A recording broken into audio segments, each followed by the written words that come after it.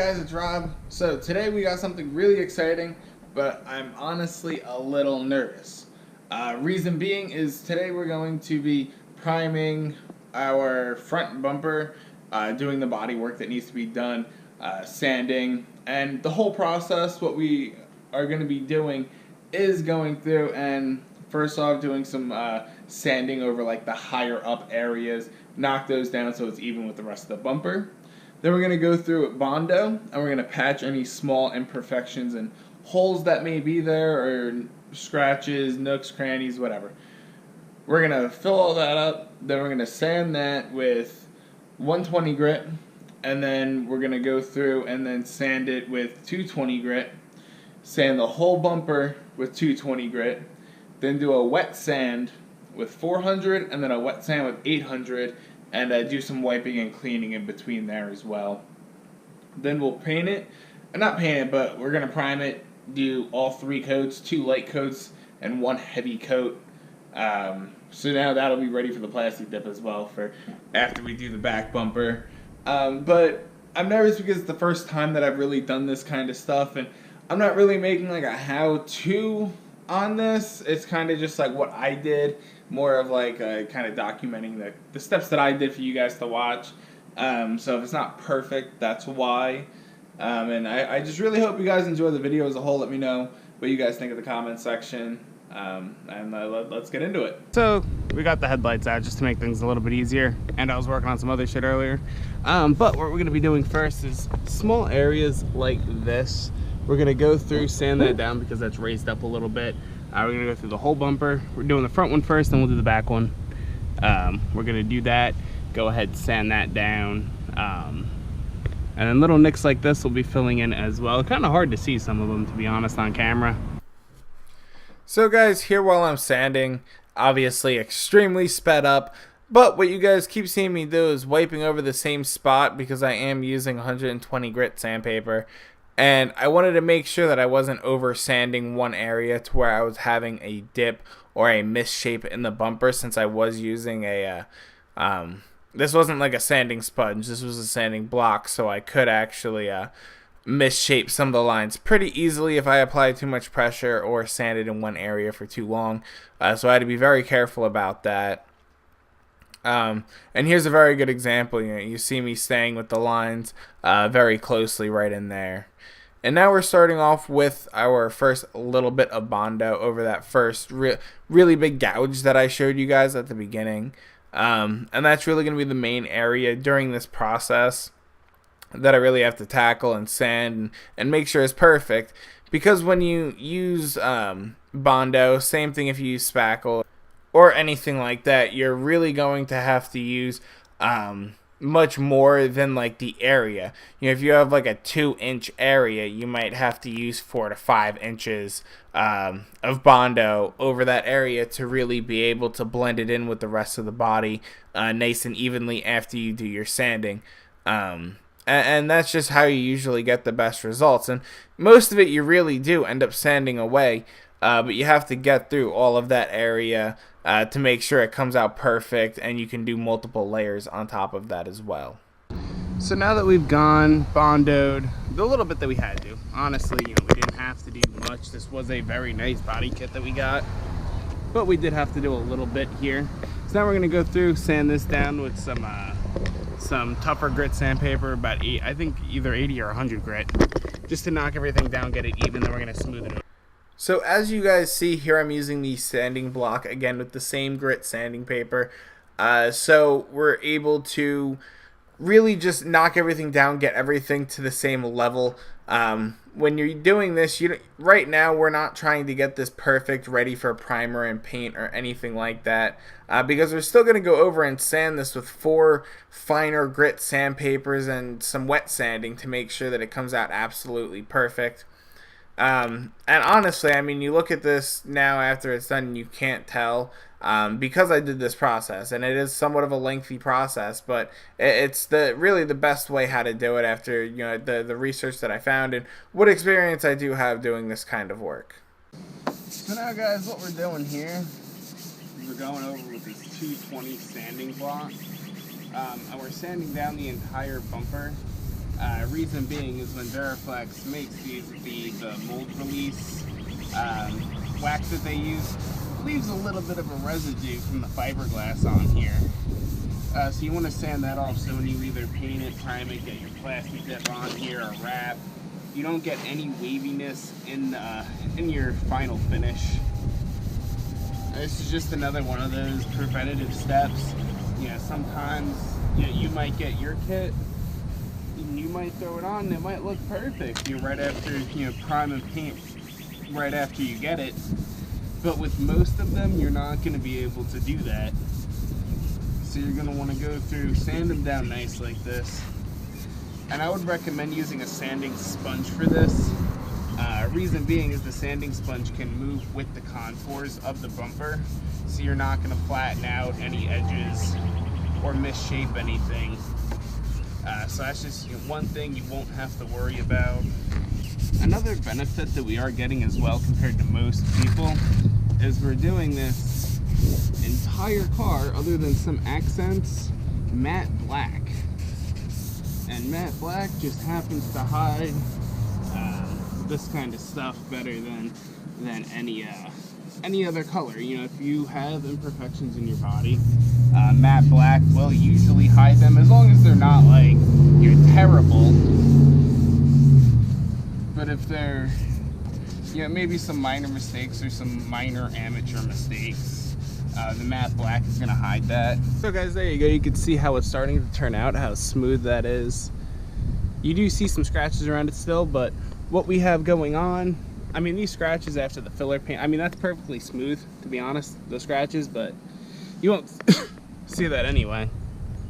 What we're going to be doing next is going through, and I just went ahead and dusted this off with like a rag so I don't make a huge mess. We're going to be going ahead soaking the whole thing down with the squirt bottle, because we don't have a hose. And then I'm going to soak the whole thing down, wipe it off again just to get most of the dust up. Then we're going to be doing a 400 grit wet sand to smooth everything out, get everything nice and clean. Then we're going to be doing a quick 800 grit wet sand with some rubbing alcohol actually mixed in with the water to help clean before we do our primer. Now right here, guys, the reason why I am soaking the bumper down with some water and just wiping all the residue up with a rag is when you do the wet sand, a lot of that residue is just going to fall into the ground, and it would have been tinted like a black color. And yes, with just some water or like some rainfall, it's going to go away. But keeping in mind that I'm renting an apartment still, and I'm just doing this in front of my house. I rent like a loft like upstairs and like a downstairs like kitchen and dining area with like a living room in it. You guys have seen my apartment before, but I'm just renting it, so I try to be as respectful as possible. This step you don't really have to do, but it's good for some management of just trying to be clean and not make too much of a mess, which is why you also see I always have cardboard down and stuff like that while I'm doing these projects. And here we're also moving on to the wet sand, where you see that I'm using 400 grit sandpaper on the sanding block again. And this is going to really get everything smooth.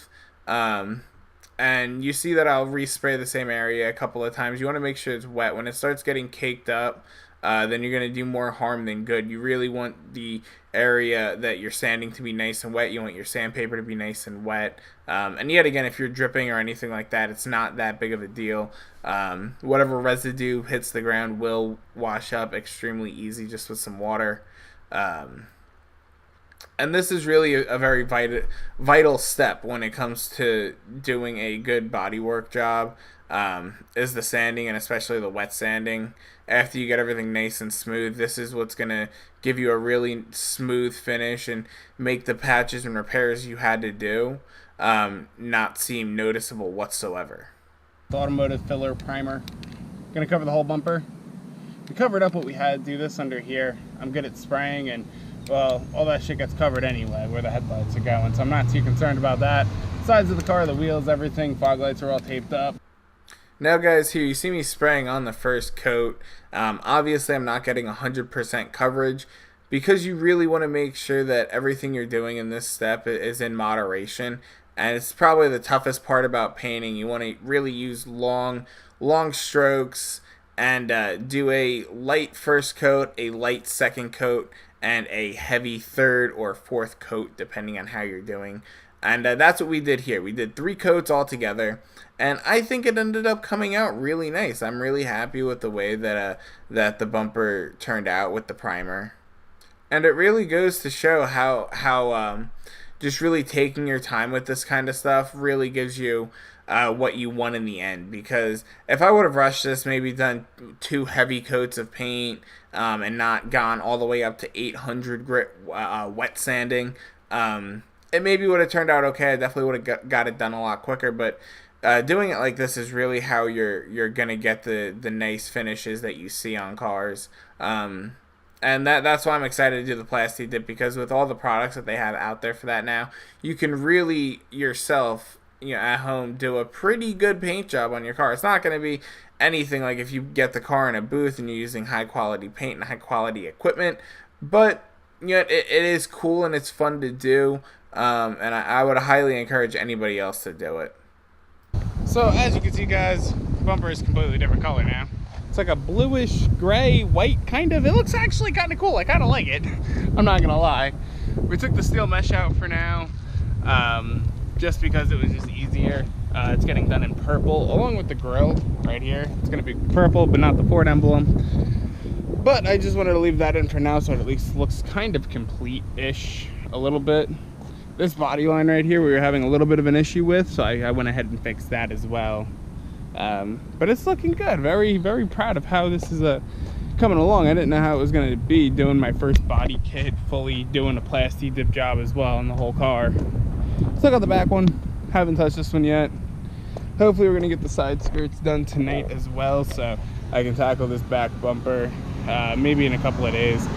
But I'm hoping by Sunday to have the whole car Plasti Dipped. Okay guys, so obviously you guys saw me at the beginning of the video like this. I'm doing the intro and outro at the same time just because, well, it was easier for me. And you guys saw how great that bumper turned out. With the 3 coats of primer, you guys saw it. I think it looks amazing. I'm very happy with it. I'm going to go through and do a 400 grit wet sand before we do the Plasti Dip, just to prep it just a little bit more. Mostly to clean it and get any like orange peel or anything like that off, and just get it like 100% perfect. We still haven't done the back one yet. I've just been really busy with work. I've been doing side projects. I've actually just kind of visited a lot of my friends and actually just kind of hung out with people. I hung out with my grandparents last night. That was a lot of fun. So I don't know, I've been enjoying doing that, actually having like human interaction instead of work and then come home and work on my car and do like YouTube stuff like I usually do every night. So that's been a nice little breakup. But I know at the beginning I said I was very nervous about doing this, and as I was going through with it, I was definitely building my confidence much more. And I'm definitely very excited to do the back-to-back. It's going to be a little bit more difficult. Just because we're going to try, the body kit was like slightly small on each side from when I got it. So we're going to have to try to go ahead and maybe extend that a little bit, build out a little bit. I have some ideas, a little bit more research I need to do about it to make sure I do everything the right way. But we got that to look forward to. And let me know if you guys are liking these videos that aren't just like electronics and car audio related. Obviously doing a body kit and the body work to accompany that is a complete difference from car audio, but let me know what you guys think. If you guys want me to keep doing videos like this, or you only want me to do car audio stuff on the channel. I hope you guys enjoyed. Please be sure to like, comment, subscribe. Follow me on Instagram at RobsBase. And this is Rob and I'm out. Peace, guys. I hope you enjoy. I got my own weed sucker, so I ain't gotta hit yours. I'm talking straight endo.